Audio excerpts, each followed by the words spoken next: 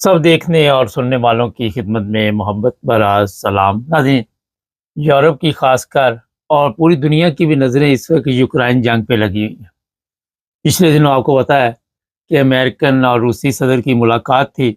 उसके बाद कोई तब्दीली हालात में आई या नहीं आई, हमारे साथ है इरफान अहमद खान साहब। खान साहब, कोई बात की सूरत हाल क्या अब? देखें, बात की सूरत हाल तो जैसे कहते हैं ज्यादा तशवीशनाक होती चली जा रही है। हम्म। इस फिक्रमंदी का इजहार किया जा रहा है। उससे अंदाजा यही होता है कि भाई ट्रम्प साहब को जो एक तो अपनी कामयाबी पर जोम था, ये न सिर्फ ये कि उनको वो कामयाबी नहीं मिली, बल्कि उन्हें नाकामी का सामना करना पड़ा है। तो जो कहा यह जा रहा है कि जो फहरिस्त पुतिन साहब ने अमन के लिए रखी सामने कि भैया मेरे ये मुतालबात हैं, अगर आप इन मुतालबात को पूरा करते हैं तो मैं जंग बंदी करने पर तैयार हूँ। वो फहरिस्त इतनी लंबी है, ये इतनी तवील है कि वो उस पर अमल करना मुमकिन नहीं है। पुतिन साहब की पहली कोशिश ये थी कि सिर्फ एक आर्जी फायरबंदी हो, वो फायरबंदी हो जाए दोनों ममालिक के दरमियान, और ताकि उसके बाद फिर सुलह का प्रोसीजर या जंग की जो सूरत हाल है उसके ऊपर कार्रवाई जो है वो शुरू, मतलब उसकी बुनियाद पर फिर आगे बात को आगे बढ़ाया जाए। लेकिन न सिर्फ उस पुतिन साहब ने उससे रात भी 85 टेक्नोलॉजी उससे हमले किए, और इसके बाद भी जो है वो मुसलसल जारी है। कल रात भी रूस की तरफ से बमबारी हुई है। कहा यह जा रहा है कि भाई रूस ने इसका बहुत बड़ा हिस्सा जो है यूक्रेन का मशरिक का वो हिस्सा मांग लिया है। वो इस बात पर तो राजी है कि वो बास इलाके जो उस पर कब्जे किए हुए हैं, वो छोटे छोटे इलाके हैं, वो खाली कर देगा। लेकिन वो कहता है कि मुझे मशरिक का जो हिस्सा है यूक्रेन का वो उसके हवाले कर दिया जाए जमीन। और जो जंग जिन इलाकों में जंग हो रही है फिर वहां पर उसी तरह स्टिल स्टैंड कर दिया जाएगा और फिर मुज़ाकरात के बाद जो बड़ा फैसला किया जाएगा। लेकिन बहरहाल ये एक शर्त जो है ना यूरोप को मंजूर थी और ना ही ये यूक्रेनी सदर को मंजूर है। तो उस वजह से फिर अब यूक्रेन के सदर को इनवाइट किया था सदर ट्रंप ने कि आप मंडे के दिन अमेरिका में आकर उनसे मुलाकात करें। ये 2 दिन जो है ये बहुत ही, जिसे कहना चाहिए, सियासी तौर पर हलचल वाले दिन थे। जो यूक्रेन के सदर हैं वो जर्मनी भी आए, वो बरतानिया भी गए, वो फ्रांस भी गए, और कल इतवार के दिन उन्होंने ब्रसल्स में आखिरी मुलाकात की है यूक्रेन के इसके ब्रसल्स की जो यूरोपीय कमीशन की सरबराह है हमारी जर्मन, उनसे उन्होंने मुलाकात की है। और आखिर में यही फैसला हुआ है कि ये सारे के सारे मिलकर वहां जाएंगे वाशिंगटन, और यूक्रेन के सदर की जो मुलाकात है उसमें ये भी शामिल होंगे। तो फौरी तौर पर जो इटली के वजीर आज़म हैं वो इस वक्त हॉलीडेज पे थे, वो कल हॉलीडेज खत्म करके तो फौरी तौर पे वहां पहुंचे हैं वापस अपने रोम, और रोम से वो फ्लाई करके तो वाशिंगटन गए हैं। तो आज जो मुलाकात होनी है उसके लिए बरतानिया का वजीर आज़म भी जा रहे हैं, जर्मन के चांसलर भी जा रहे हैं, फ्रांस के सदर भी जा रहे हैं, फिनलैंड के सदर भी जा रहे हैं, और ये सारे जो अहम ममालिक हैं यूरोप के, इनके सरबराहान इस मुलाकात में शामिल होंगे। तो यूरोपीय यूनियन की जो हमारी सदर है वो भी साथ रहेंगे, और उसके अंदर कोई ना कोई जो बड़ा फैसला जो है वो किया जाएगा। लोगों कहा यह जा रहा है कि इनका अंदाजा ये था यूरोपियंस का कि शायद ट्रम्प साहब जो है वो उसको दबा लें यूक्रेन के सदर को, और उससे कोई ऐसा फैसला करवाने पर राजी कर लेंगे उसको जिससे यूरोप जो है वो खतरा फील करे। तो इसलिए यूरोपियन सदस्य ने खुद जाने का फैसला किया है और इस मुलाकात में शामिल होंगे। कहा यही जा रहा है कि सरदस्त ऐसी रास्ता तलाश करना है कि जिससे जो जो, जो लंबी फहरिस्त दी हुई है ये रूस के सदर ने अपने मुतालबात की, उनके ऊपर बहस होगी, और ताकि कोई फायरबंदी जो है वो वक्ती तौर पर की जा सके, और उसके बाद फिर जो मरलावार बहस होनी या जो फैसले होंगे या जिन पर गुफ्तो शनीद होगी कहना चाहिए, उनका फैसला जो वो किया जाएगा, उसकी फहरिस्त बनाई जाएगी। इस लिहाज से आज की मुलाकात को बहुत ही अहम करार दिया जा रहा है। और ये देखें आज मुलाकात जब होगी तो उसके बाद फिर पता लगेगा कि भाई ये जंग किस रुख अख्तियार कर जाए, और जो पुतिन के मुतालबात थे जो अब तक खुफिया रखे जा रहे हैं जिसके बारे में भी मतलब 2 दिन के बाद ये बात बाहर आई कि बड़ी लंबी फहरिस्त थी, तो अब वो फहरिस्त भी जो है बाहर आ जाएगी कि भाई पुतिन सब चाहते क्या है इसके के अंदर।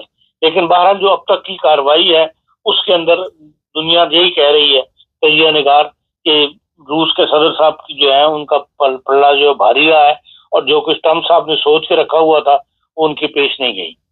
जी खान साहब, इन सब की मुलाकात हो रही है अमेरिकन सदर के साथ, लेकिन जो प्रॉब्लम इस वक्त है वो तो रूस ने हल करनी है। इनकी आपस की मुलाकात से अगर रूस नहीं मानता तो इसका कोई फायदा? लेकिन रूस को मनाने के लिए कुछ ना कुछ एक एजेंडा तो तैयार करने का नहीं करना यूरोपियन के लिहाज से, और यूरोप को जो अपनी फिक्र पड़ी हुई है उस लिहाज से वो यार यूरोप चाहता है कि भाई वो अगर मशरकी हिस्सा वो उसका खाली करके दे दे यूक्रेन का उनको, तो फिर यूरोप के लिए तो खतरा मजीद बढ़ जाते हैं। इसीलिए ये यूरोप ये चाहता है कि भाई ऐसे ही ट्रम्प साहब को ऐसा कदम ना उठा दें। लेकिन ट्रम्प साहब ने यकीन दहानी कराई है जो पहले नहीं करवाते थे। पहले वो कह रहे थे कि हम अमेरिका यूक्रेन के साथ अलग अलग डील करेगा, यूरोप अलग अलग डील करे, लेकिन कम से कम उन्होंने अब ये कह दिया है कि हम एक ब्लॉक बन के, नेटो को आर्टिकल नंबर 5 है, मुझे नहीं उसकी डिटेल पता कि वो आर्टिकल नंबर क्या है, लेकिन बहरहाल उन्होंने कहा कि हम उस आर्टिकल की पाबंदी करेंगे और यूरोप और ये जो यूरोपियन नेटो के जो ममालिक हैं और अमेरिका, ये मिलकर एक ब्लॉक की सूरत में जो है अब मजीद कार्रवाई करेंगे। कम से कम ये तब्दीली तो आई है कि रूस का मुकाबला करने के लिए अब कम से कम यूरोपियन ब्लॉक और नेटो पूरा का पूरा जो है अब मुत्तहिद हो गया है, जिसमें पहले ट्रम्प साहब की पॉलिसी की वजह से एक दरार पैदा हो गई थी।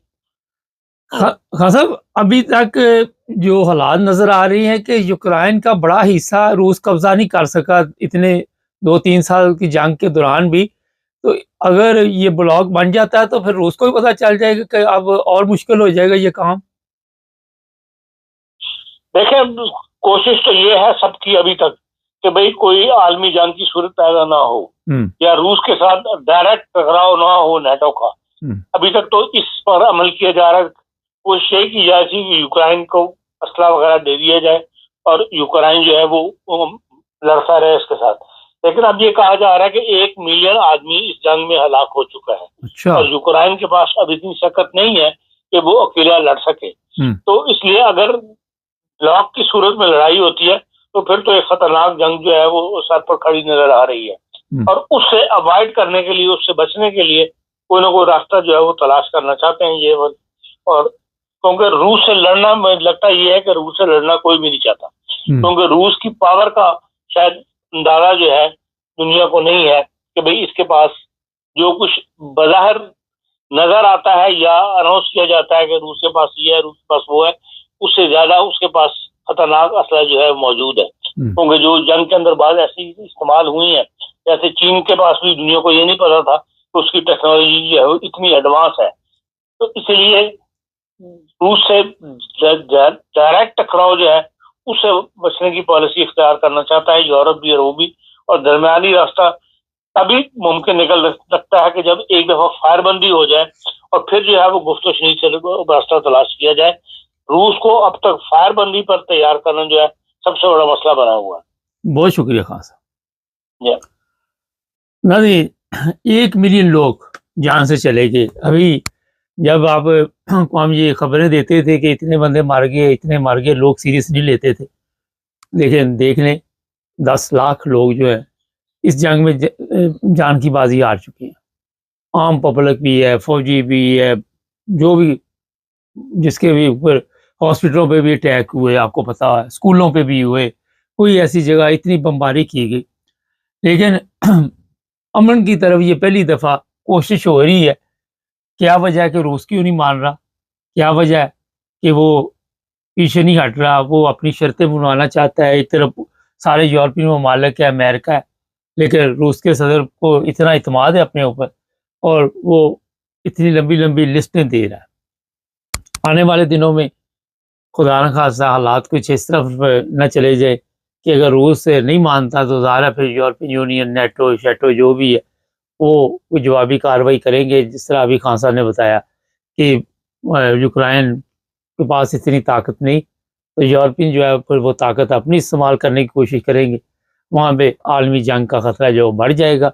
ज़ाहिर है जब रूस के ऊपर नेटो हमला करेगा या नेटो जाके दफा करेगा यूक्रेन में, तो फिर वहाँ से ये असल में जो कहानी शुरू होनी है, वो जो कहते हैं कि पार्टी वहाँ से शुरू होनी है। तो देखिए अल्लाह ताला रहम करे दुनिया पर भी।